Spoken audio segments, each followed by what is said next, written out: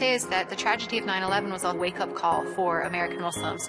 People started looking around and saying, well, where are the American Muslim voices that are condemning terrorism or that just live here among us and are trying to build their communities here?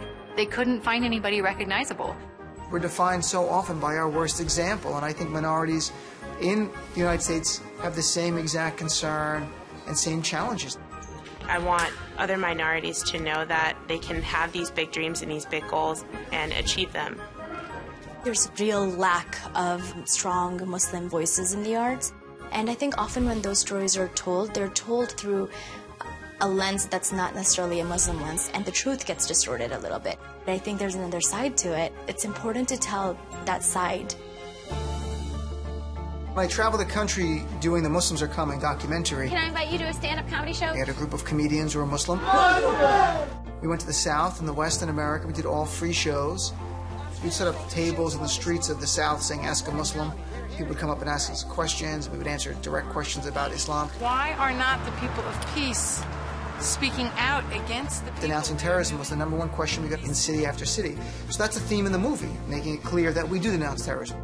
The single greatest predictor of whether somebody has a positive or negative perception of Islam and Muslims is whether they know a Muslim.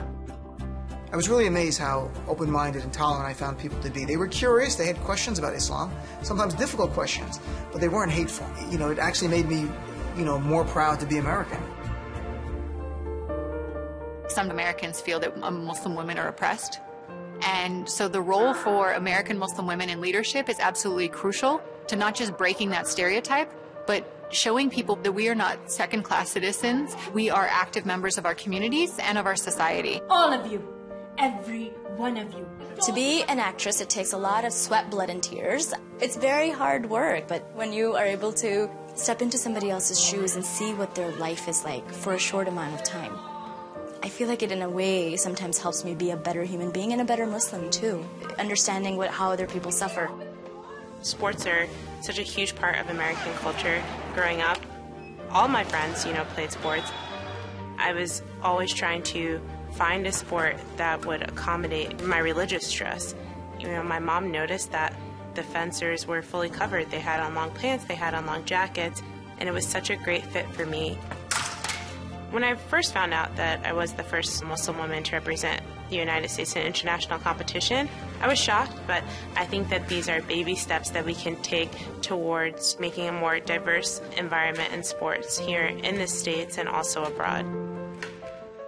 Muslims are producers and agents and screenwriters and directors in Hollywood who are shaping the kinds of stories that reflect not only us, but reflect the stories of other people as well.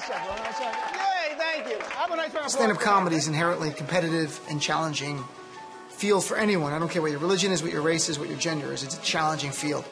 I think my faith and my ethnicity as an Arab played a role in what I talk about on stage. And because of my heritage, I will look at issues slightly different than people who are non-Muslim. I was at a restaurant in Jordan, and this really happened. I said to the waiter, where's the bathroom? He goes, it is there. I go, I'll be right back. He goes, inshallah, which means God willing.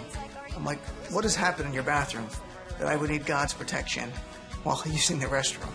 And I've done that joke in Saudi Arabia, and people laugh at it. I've done the joke in New York City, and people have laughed at it. So, comedy can be a bridge between the U.S. and the rest of the world. So what we've learned is that we need to get out there and be our own voices, and that's what makes all the difference.